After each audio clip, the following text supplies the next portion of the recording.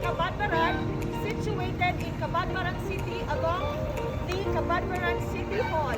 And we are going to show you artifacts of the museum. Let's go!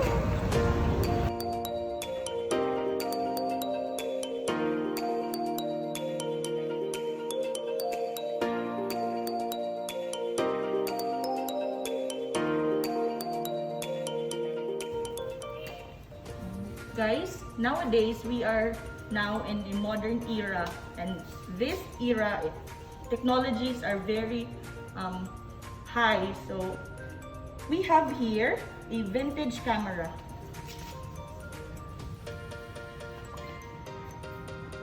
The vintage camera, or specifically the Burke and James View camera. This camera was used before the advent of rolled films. So this camera right here was given and donated by the heirs of Mr. Atong Kwan, a photographer from the 1950s. Okay, so guys, right here beside me is the one of the artifacts of that the Cabadbaran City able to preserve nowadays.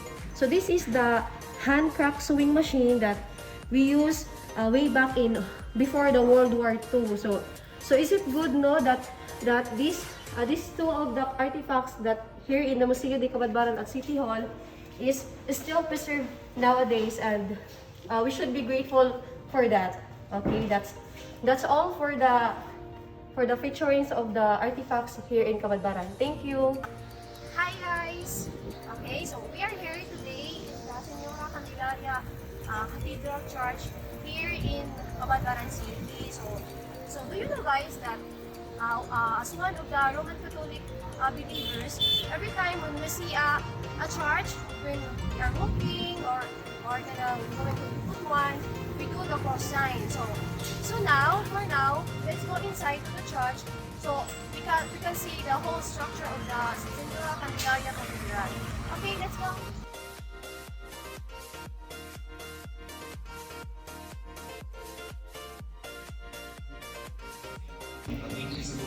Guys, so we are inside in the Senora Candelaria Church, and it so happened that here inside there's also a wedding ceremony happened. So do you know that the wedding ceremony is one of the 7 sacraments that now that still practices in the Roman Catholic Church. Okay, so let's go.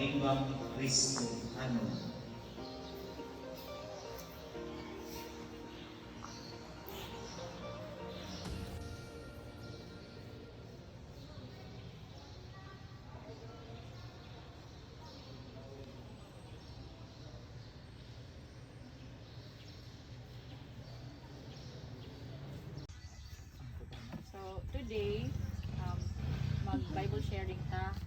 Pero before ta mag-start sa tong Bible sharing, mag-pray sa ta. Kaning tanan Lord God amo ning gibuhat tungod ug alang kaning Lord God. Not in my might, not by my power Lord God, but through you Lord Jesus Christ. Padayon kami Ginoo nga magasalig kaning Lord God in Jesus mighty name we pray.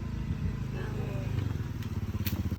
Ang atong topic for today is about growing through temptation. So I know all of you kuha naman mo ng word na temptation, no? Kung mapaminawon ba ninyo ang word na temptation kanang kuan ba siya? Positive ba siya o negative para sa inyo? Negative.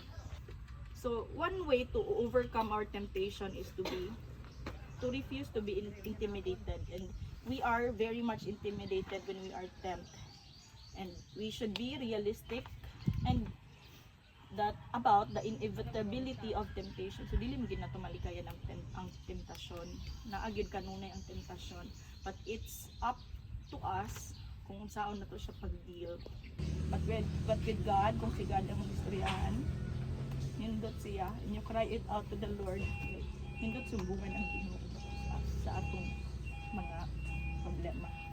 So mao lang to ang atong topic for today. I hope na kami nasabtan.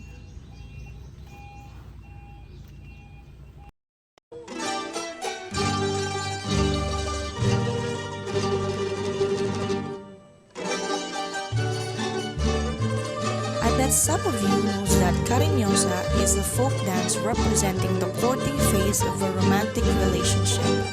Cariñosa in English literally means loving or affectionate one. This romantic Philippine dance originated in the Panay Island in the colonial era from the Maria Clara suite of Philippine folk dances and is supposed to be heavily influenced by the Hispanic culture. A fan or a handkerchief plays an important role in this dance form. Furthermore, it was during the 15th century that this dance, the cariñosa, was introduced to the Filipino culture.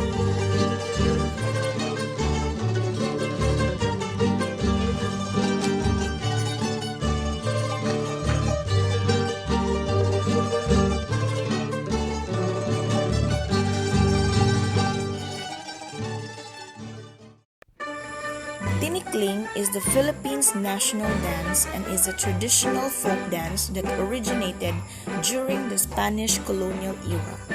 It is considered to be the oldest traditional dance of the country, which is also danced across the globe, particularly in the United States. Now, here's a little trivia. The word tinikling is literally defined as to perform it tickling-like. Tickling is actually a bird, and this dance imitates the movement of the bird as it struts through the grass with its long stilts and the way it dodges bamboo traps set up by farmers. 1, 2, 3, go! Okay, gibalik.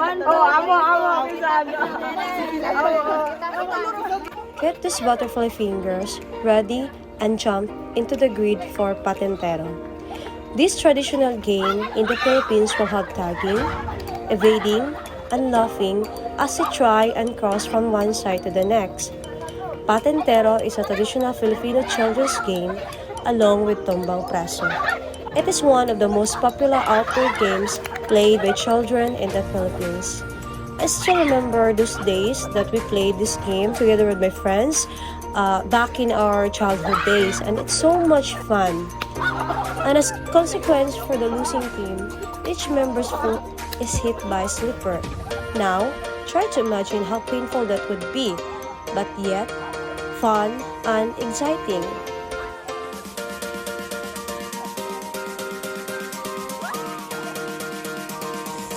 I guess this food right here is a treat we grew up eating regularly.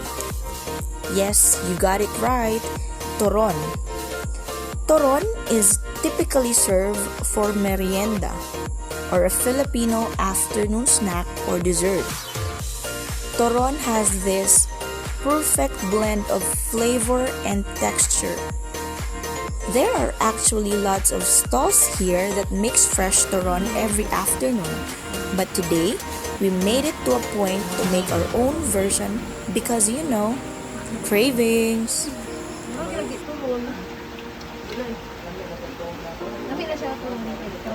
Wow!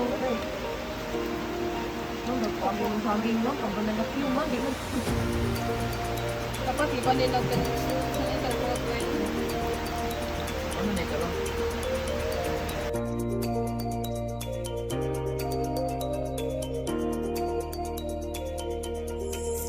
Adobo is a very famous dish for us Filipinos. In fact, we have lots of versions on how to cook it. Others would have wanted it cooked with a balanced mixture of saltiness touched with the sourness of the vinegar. Others would also wanted it sweet. We also have preferences with what particular meat we're gonna choose. May it be pork or chicken. Now right here is a pork adobo.